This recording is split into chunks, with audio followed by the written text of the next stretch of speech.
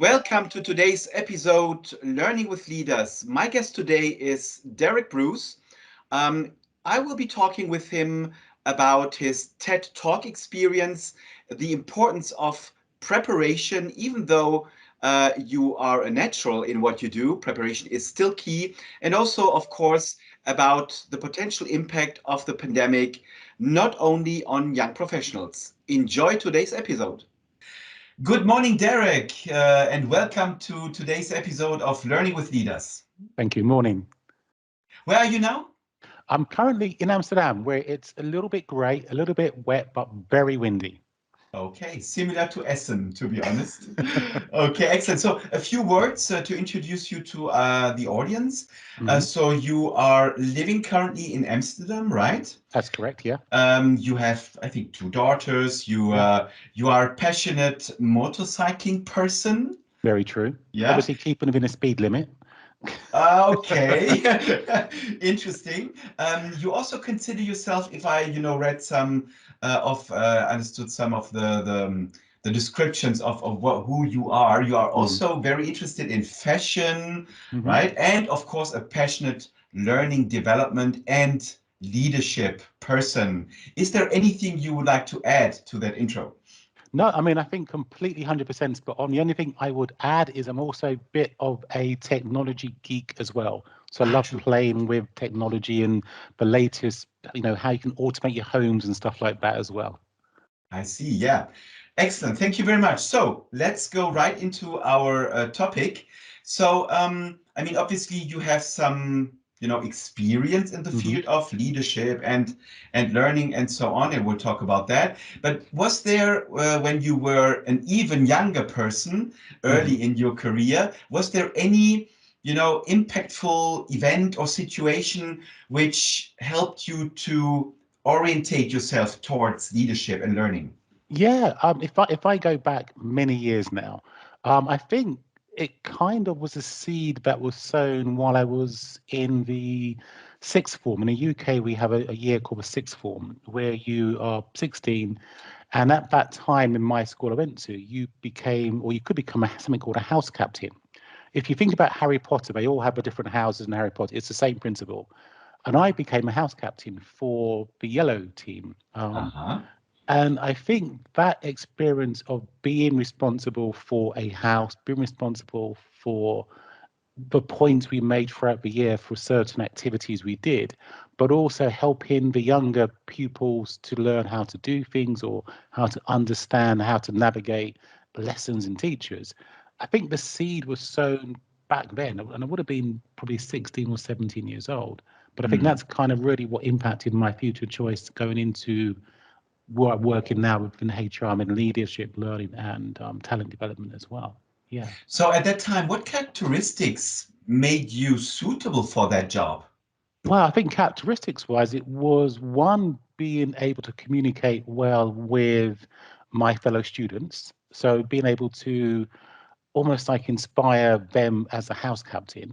But I think the second thing was also the ability to have patience in supporting people learn and patience in understanding people have different speeds for learning, and also a empathy and compassion for people in general and wanting to see people be better than they were. So the skill of listening, the skill of being able to communicate well, the patience of behavior, but also just being able to be, compassionate to people's needs and not imposing my needs or what I thought was best. I think they were kind of the things which really I began to notice I had as almost like a superpower kind of set of skills, I would say. Interesting that at this early age, also the people already recognized that in you, right? And they also valued that in you. So you were not a loud person. No, I wouldn't say. Yeah, it's interesting. I wasn't loud. I was, and I probably come across as confident, but not loud. And there's a difference. Yeah, definitely. True. So, I mean, we learned, I mean, that you are passionate about leadership and learning, but also about future of work, from what I understood. So, what are your reflections there? What did change now within or after the pandemic? Yeah, I mean, if I think about what's changed now, and you know, it's 2022, I think one of the basically three things I see and experience as well. I think the flexibility about where you physically can be based has obviously changed, Mm, in mm, terms of technology helping people not to have to be physically in a room, in a building, in a city at the same time. So I see that change has happened, although I do also see trends in some locations where, because it's such a big change and there's a lot of uncomfort around it, there are pushes to get people back into offices, which I'm not sure is a sustainable change, but also I'm not sure it's the right change for society. mm, I think the second change I've seen is the adaptability of people to do new things. And by that, I think, you know, over the last 2 years, everybody has been using Microsoft Teams or Zoom or Google, whatever. And at no point did anybody get a training course on how to use all these things. mm, People have been using different apps. Again, no point did you get a training course on how to use these. And people have kind of learned how to work virtually. Again, at no point was there a training course on how to do this. So what I'm seeing in terms of the second big change is that how people learn has sped up, you know, exponentially. There's been a ability to learn how to do things if what we're learning to do is intuitive, if what we're learning to do is simple to do as well. So I see that as being a big change in terms of also for my field, how we move forward with the whole concept of learning, development, you know, what do we do? Because we don't want to go back to a classroom with 12 people and a flip chart and a whiteboard and going, you do this. So I see that as being a big change. But I think what the biggest thing I've seen is kind of humanity can't deal with extremes. So mm, I think before 2020, before the pandemic, we were doing lots of stuff face to face and weren't really taking advantage of technology. I see now after 2 years of being purely technology based, purely online, purely face to face, there's also that fatigue setting in, which is kind of like, oh, for God's sake, it's another so and so. Or, and if you also then take into account not just the way we work, but also the way we live, where because you know countries were restricted, rightly so for various reasons, everything was centered around a screen because you couldn't go and do stuff. Even if you were working mm, out at home, you'd have like an exercise bike with a screen. You'd be watching Netflix with a screen. You'd be learning stuff for a language on a screen. And I'm mm, seeing already that kind of fatigue where people want not to go back to everything has to be face to face and you know physical, but a nice balance where we as humanities and we as people can work in a way where we get the best of both. mm. And for me, I've seen they're the three big changes, which I think opportunity-wise allows a move into you know a systematic working, allows a distributed working in terms of where people are based as well. It allows many opportunities for change. I see. Hmm. Interesting. Whilst I was listening, of course, Mm, active listening, some ideas came, of course, in parallel. So, you know, on the one hand, and I fully agree, people are getting used to and also intelligently, hopefully, leveraging convenience yeah. types of learning through videos, for Hmm. example, and bite-sized videos. But on the other hand, when we talk about change, Mm, change hurts and change requires effort. mm, So I think I see little opposites here. People are getting too much used to convenience and yeah. easy learning, but then they are required to do and make efforts when they change. Yeah. Yeah, and I think that the interesting thing around the ability to change and adapt and learn is there's been so much change as well. And you know, we talk about changes coming, but it has been literally constant from, if you go back to the worst part of pandemic, from day to day in terms of what you could do, what you couldn't do, what you needed to understand, and what you needed to learn in terms of learning how to live, whether you wear this, whether you don't wear this, whether you can go over here. And I think, yeah, the uncomfortableness, I think, is definitely, well, for me, it's also a way for people to learn kind of in a best way, because a little bit uncomfortable actually does make things stick. Mm. But I think it needs to be balanced with the reward or the benefit of it as well, as opposed to the constant discomfort, I would say. So again, it's a whole balance piece for me. Yeah, indeed. So now let's talk about your TED Talk. Mm. Yeah. So you had one in Leiden, I think, in the Netherlands. Yep. And I mean, I always admire those, guys like you who, have the guts to stand there Hmm. and to talk about a certain topic in a very entertaining way, but also insightful way. Yeah. So what was the challenge for you prior to doing that TED Talk? Yeah, I mean, and very quickly, but the topic of the talk was actually how we as society deal with failure and how we as Mm, society mm, understand the consequence and use it to actually be better as people as well. And I used a couple of examples of being a parent and a very simple thing for those people who have younger brothers or sisters who were children at one point. Example where my daughter would walk across a room having dinner with a glass. And I got into the habit of saying, Jessica, don't drop that glass. And mm, realizing that that would make her feel very kind of, oh, okay, the glass could drop. And learn over time, if I say, Jessica, make sure you hold the glass tightly, it's a very different way of articulating things, but it then moves mm, away from generating failure and towards success.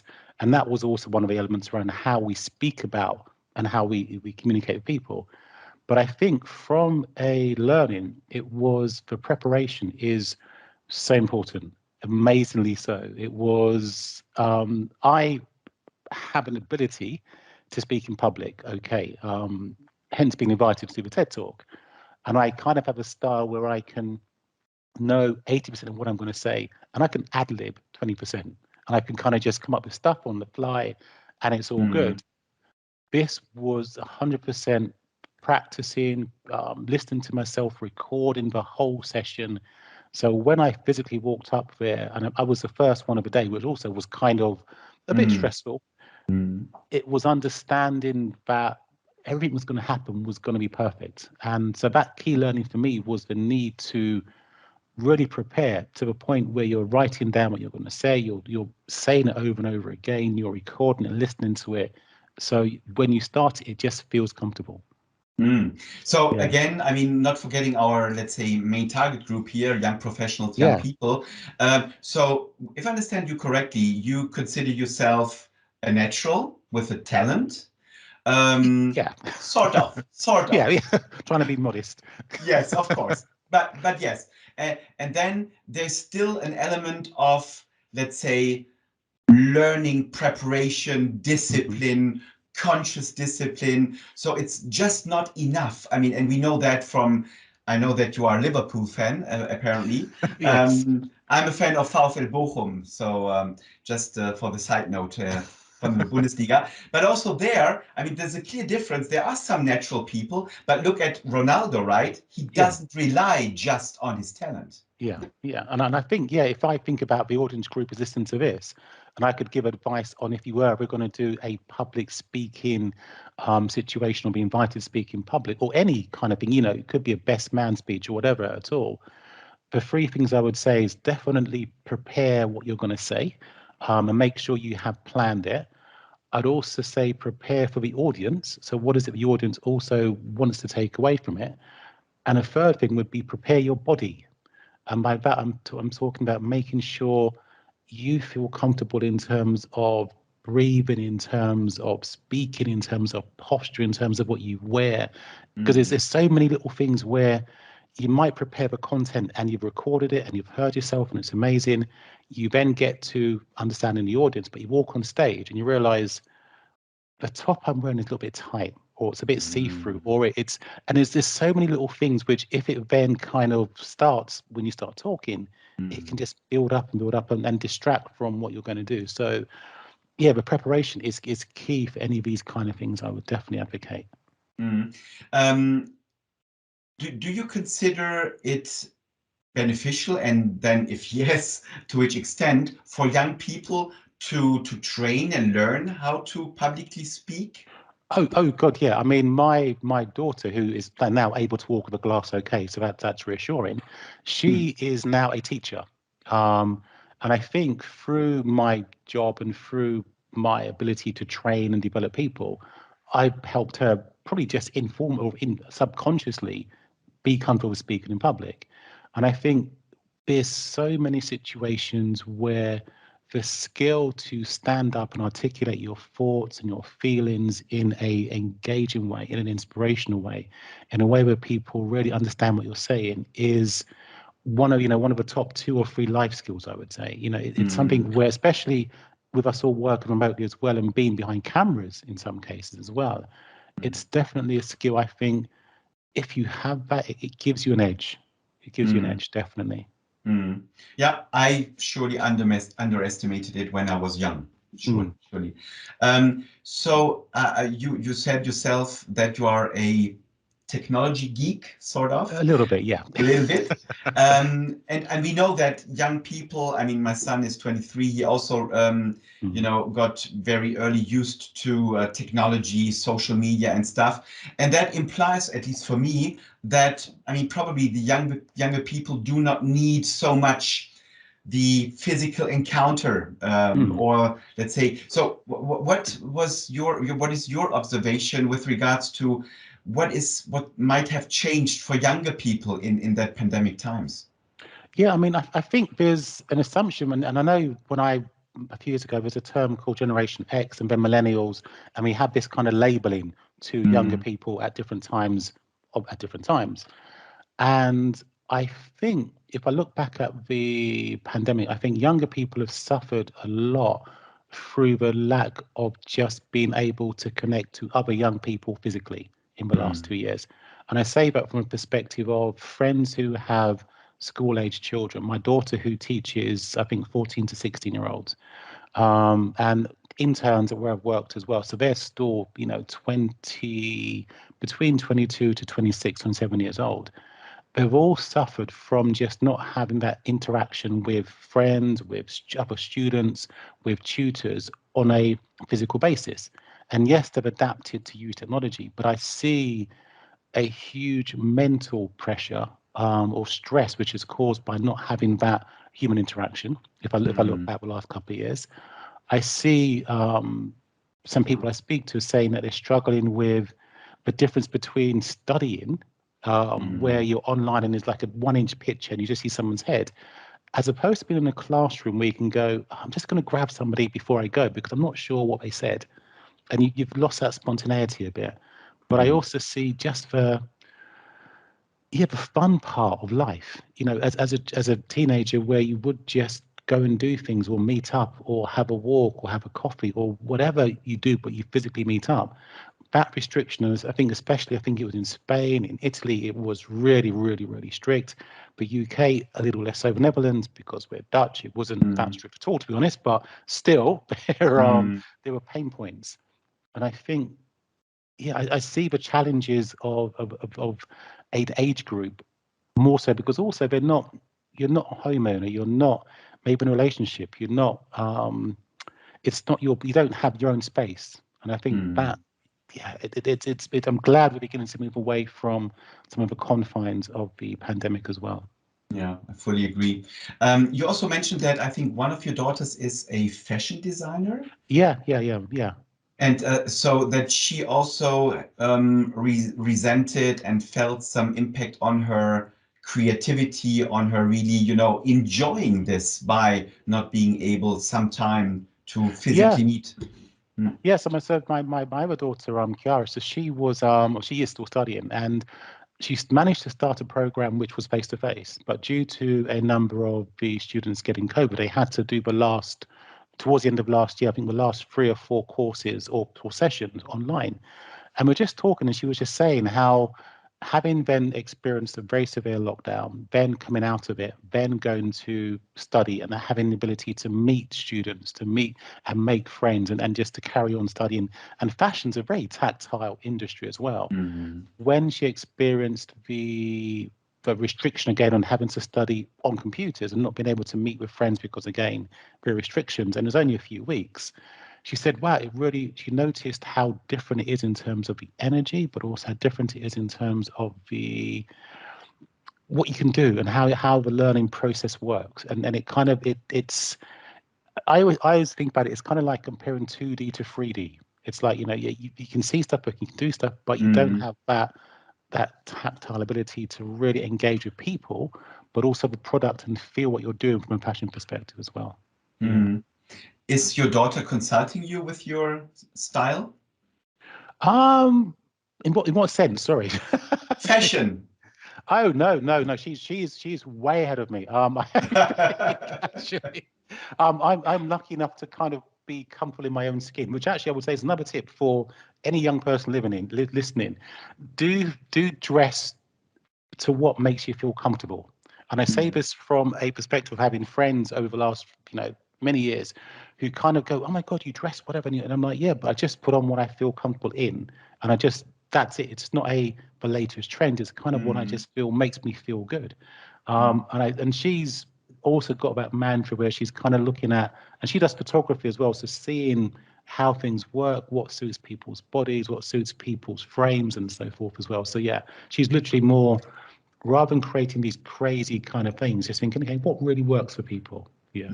I see. So we're already in almost, rounding up our Mm, conversation. mm, You started to mention, what I consider, some guiding principles for life. So yeah. what would you consider your guiding principles?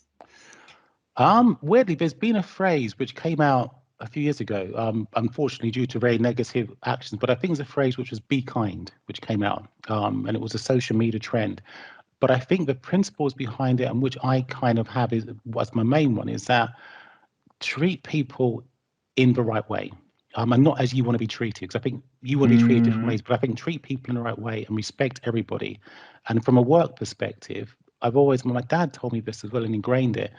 If you walk into an office and you see, for example, a cleaner, security guard, receptionist, you treat them with respect the same way you would do if you see the CEO, a board member, or whatever. mm, It's kind of, you just have to make sure you're kind and you're respectful to everybody you come across, because one, it's the right thing to do for me. yes. Two, you don't actually know what people are going through. But Mm, three, also life has this weird way where what goes around comes around. mm. And I think just the ability to be genuine, to be kind, to be respectful, it's just, I think if everybody could take that one principle, we just have a much better society as well. I fully subscribe to that, Derek. Yeah. So one last question Yes. related to Liverpool a little bit. Yeah. If I'm not mistaken, now you have two players from Liverpool in the final of the Africa Cup. Is that correct? Yes, it's weirdly this morning I was reading through a group on Reddit, and we're kind of discussing who do you want to win, because Exactly. one's Sadio going to Mane lose. and Mo Salah. Yeah. Yeah. So if I had a magic wand like a Harry Potter, I would basically say Mane scores, Salah scores, and then something happens in the 90th minute, and a game is considered a draw, and the actual award is then split between two teams. That would be my ideal. If I'm honest. Okay. But yeah, it's good. It's interesting to be a Liverpool fan to think our two of our best players are now competing for one competition. Hmm. So one's going to come home great, one's going to come home not so great. But I do hope at the end they swap shirts. Actually, that would be Oh, awesome. yeah. That'd be Yes. such a nice touch, I think. Yes. And I would be really interested in asking them. I mean, they are highly competitive, both, Mm, right? mm, mm. So, how does that feel? I mean, since years they are teammates, and now Yes. suddenly they are opponents. Yeah. I mean, it's one of those, I said, life has this weird way of quirks, like the fact that you've gone through rounds, qualifying, the competition, and literally they're now playing each other in one game Hmm. overnight. It is, yeah, I wonder how they do feel. Yeah. Yeah. Derek, it was a real pleasure talking with you and sharing some of your, yeah, wisdom around Thank leadership you. Thank you for and the invitation. life. It was really pleasure, and I wish you all the best for your upcoming endeavors. Thank you. Much appreciated. Also, thank you for the invitation. Of course. Let's keep in touch, Derek. Definitely. Bye bye. Bye.